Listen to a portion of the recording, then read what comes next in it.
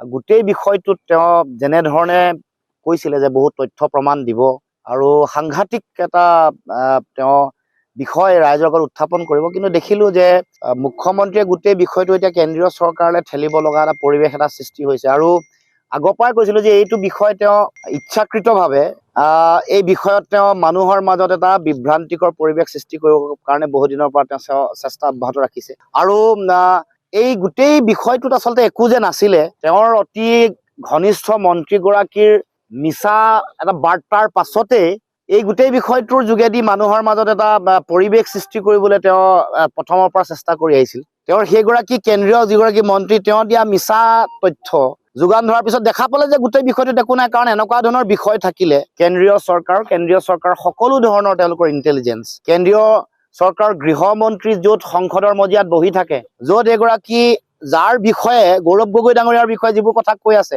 তেওঁ সংসদৰ উপদলপতি deputy leader, তেওঁ সংসদত বহি থকাৰ পাছত তেওঁৰ কাষত গৃহমন্ত্ৰী, দেশৰ বহি পৰিক্ৰমা মন্ত্ৰণালয়ৰ লগত জড়িত থকা মন্ত্ৰী বা সকলো ধৰণৰ ইণ্টেলিজেঞ্চ ইয়াৰ লগত জড়িত হৈ থকাৰ পাছতো কোনো ধৰণৰ বিষয়ে তেওঁলোকে কেতিয়াও প্ৰশ্ন উত্থাপন কৰা নাই। এগৰাকী মুখ্যমন্ত্ৰী, ৰাজ্যখনৰ সাংবিধানিক মুৰব্বী, তেওঁ ইমান এটা চিৰিয়াছ এলিগেশ্যন আনিছে, ইমান এটা গুৰুত্বপূৰ্ণ, য'ত ৰাষ্ট্ৰৰ নিৰাপত্তা, ৰাষ্ট্ৰৰ ভৱিষ্যত, ৰাষ্ট্ৰৰ গোটেই আভ্যন্তৰীণ যিটো নিৰাপত্তাজনিত যিটো বিষয়, তাত সংকটত থকা এটা বিষয় দেশৰ প্ৰধানমন্ত্ৰী, গৃহমন্ত্ৰী কাৰো কোনো কাণ সাৰ নাই। অথচ অসমৰ মুখ্যমন্ত্ৰীয়ে যিবোৰ কথা কৈ আছে, ৰাইজে ভাবিছে আজিৰ দিনটোত এইটো কথাটো প্ৰমাণ হৈ গ'ল যে এইটো আচলতে মুখ্যমন্ত্ৰী অতদিনে প্ৰলাপ বকি আছে।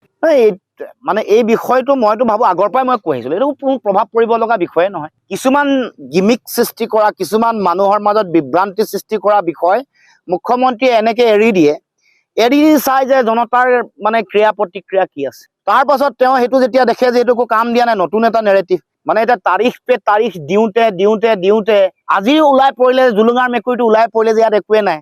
কেতিয়াবা খালী বাকচৰ বেছি শব্দ হয় যে, সেইটোৱে হৈছে আজি মুখ্যমন্ত্ৰী। কেতিয়াবা ফটা ঢোল বেছিকে বাজে যে, এতিয়া গম পালে ৰাইজে এইটো ফটা ঢোল আছিলে, একো নহয়। আৰু মইতো আগতে কৈছিলো, মোৰ একেবাৰে আত্মবিশ্বাসেৰে কৈছিলো, এইটো সৰ্বসাধাৰণ ৰাইজক মিছাকে এটা টুপি পিন্ধাব খুজিছে, বিভ্ৰান্তি কৰিব খুজিছে।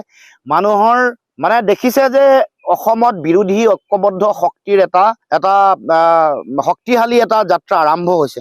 গতিকে ইয়াৰ লগত জড়িত হৈ থকা যিসকল নেতা, যিসকল ব্যক্তি আছে, তেওঁলোকৰ যিমান পাৰি এছাচিনেশ্যন, মানে চৰিত্ৰ হনন কৰা, বা তেওঁলোকক বিভিন্ন ধৰণৰ এনেকুৱা ফলছ এলিগেশ্যন, মিছা এনেকুৱা ধৰণৰ বিভিন্ন ধৰণৰ অভিযোগ আনি তেওঁলোকক মেলাইন কৰিবৰ কাৰণে, তেওঁলোকৰ ব্যক্তিত্বটো, তেওঁলোকৰ গোটেই কথা বতৰাবোৰ নাইকিয়া কৰিবৰ কাৰণে উঠি পৰি লাগিছে। কিন্তু এইবোৰ এনেকুৱা ধৰণৰ যিবোৰ তেওঁক মানে কূটকৌশলৰ আশ্ৰয় লৈছে, এইবোৰে কোনো কাৰণতে এইবাৰ বিজেপিক উৎখাত কৰাৰ যিটো আমাৰ সকলোৰে যাত্ৰা, এইটোক বাধা দিব নোৱাৰে।